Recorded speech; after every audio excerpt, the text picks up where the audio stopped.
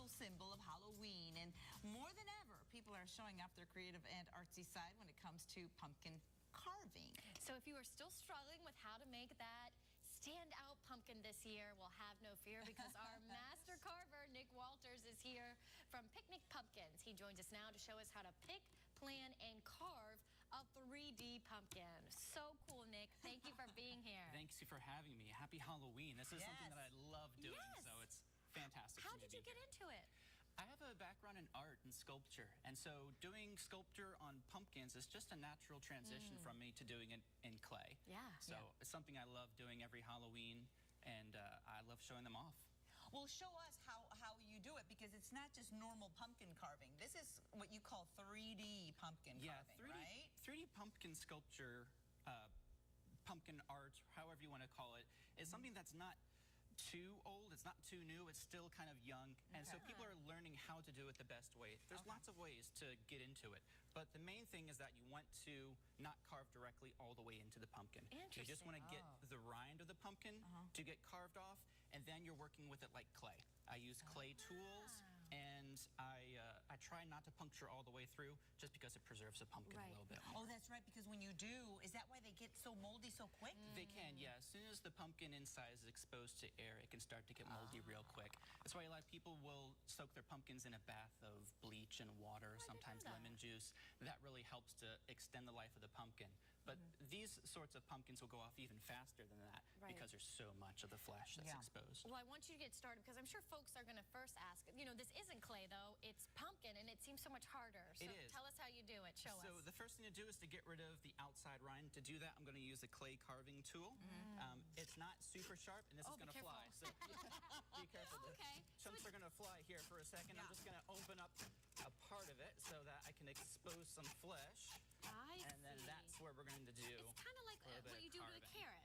Yes. Oh, yes, you're peeling. Very similar. Yeah, let's show the camera. See, it's kind of like when you do that with a carrot. Exactly, and so you're exposing the flesh of the inside of the pumpkin by getting rid of the hard outer shell. That makes perfect sense. Okay, so then you get that, and then you work with, this is the area you work on. Correct, and you can see how soft that is now, and it's very wet. And so it's kind of like a very firm clay. I would never know that. And it's a canvas waiting for us. Exactly. Oh, that's right, yes. So you can use more clay carving tools, and this is just another pottery sort of tool. And you can go in with that tool, and you're just carving away more and more of the pumpkin until you got into the depth that you want to go. And the deeper you go on a pumpkin, you'll be able to tell if you're getting close to the center, because if you push on it, it'll start to give way. So as I'm pushing, it's not a lot of give there, so it means I can go deeper and deeper into the pumpkin. And it's smelling beautiful already. Oh my goodness. It does smell like fresh pumpkin. Oh, it does. Being able to draw on it is very important too. So would you recommend that first, to draw on it and then? Absolutely, have a plan. Good point. Have a plan when you go into doing pumpkin carving. With a pencil or Sharpie? If you're going to be doing it on the outside of the rind before you sculpt into it, I would recommend a Sharpie. If you're going to be doing it on the wet part of the pumpkin, I would recommend a watercolor pencil. The watercolor pencil actually shows up very well on the wet part of the pumpkin, whereas a Sharpie or anything else that I can think of really wouldn't come out very well on the wet part of the pumpkin. Such a thing. Oh my goodness. Okay, let's also talk about lighting, because you do this awesome 3D pumpkin and then you want to present it very well, right? Lighting is very important. With these 3D style pumpkins, you wouldn't light it from the inside because you hadn't hollowed it out, so there's no light to glow from the inside. Although pumpkins are very translucent, what you want to do is you want to light it from the outside. You want to light it top down, and if you can get a really good top-down lighting, all of those places where you would carve deep lines are going to look that much deeper. You can sort of force a perspective on it. So if you have a nose from the side, it might not look like it comes out very far, but from the front, it might look like it's very big because of the way that it's being lit. And we should note that we have very bright lights in here. So it's not gonna, like, this one looks beautiful, but maybe on air it doesn't look as 3D-ish, right? Because of the lighting, because of the bright. Yeah, so as I'm turning the pumpkin down, you can see how that changes. So now with the pumpkin up, I'm glad it changes how that looks. So down with that really harsh lighting. It's a sculpture. I mean, it truly is. It really pops. That's really scary, actually. That's a really scary face. Where did you just come up with that? I want to show this though. You brought this along. So did you, is this that? Did you kind of? This is something that I thought I might use as reference today, but I like do what an artist. He takes this and then molds a pumpkin into something like this. Reference is very important. That's so Having an art background, I have an understanding of anatomy. So knowing how the eyes are supposed to be in proportion to where the nose is supposed to be is very important at getting it lifelike. But it is pumpkin. It's supposed to be fun. If you want to have one eye 2 times bigger than the other eye, be Bob Ross about it. And I love make it just whatever you feel like it needs to be. I like that kind of idea. But I've got a lot of people that I admire that do these pumpkin carvings. And so I'm always looking at what other people are doing. And you carve pumpkins all year round. It's not just on Halloween, because you were saying that there are a lot of vegetables that we can actually carve, right? That's correct, yeah. So these are the pumpkins that I have here, but here in front, this is a squash. And the butternut squash is fantastic for doing pumpkin carving into because it is very similar to pumpkin. And you can also use a sweet potato.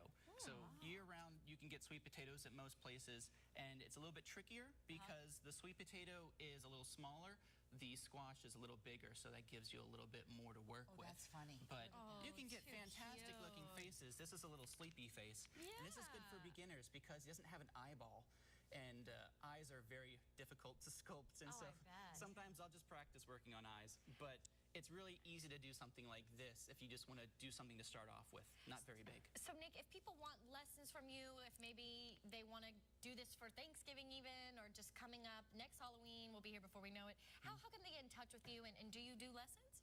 PickNick Pumpkins is on Facebook. Absolutely, that's probably going to be the best way to look me up.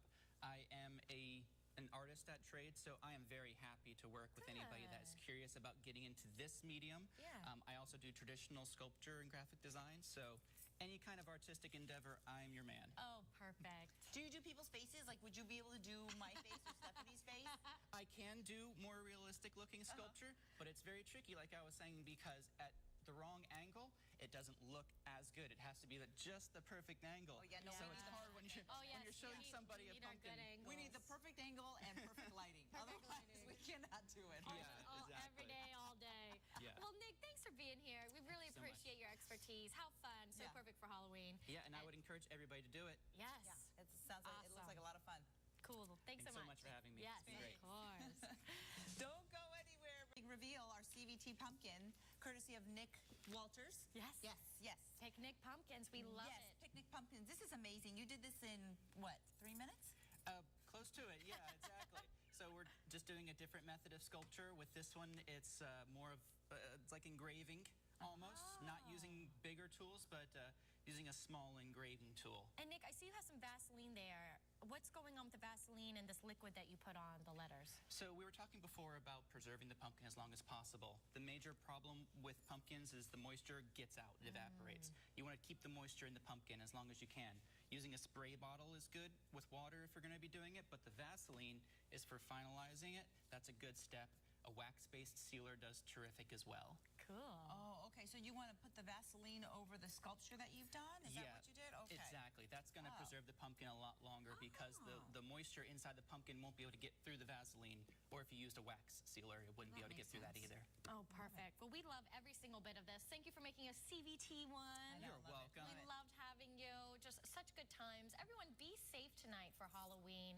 And please share us your trick-or-treating pictures on our Facebook, Instagram, Twitter. We want to see it all. Yeah, maybe we'll air some cute ones tomorrow. Oh, yeah. That would be fun. Everybody wants to see their cute little kids on TV, right? Now's your chance. So go to Facebook, post some cute pictures, and we'll have fun looking at them. And once again, thank you so much for being here. Happy Halloween, everybody. Happy Halloween. Halloween. For sure. Be safe.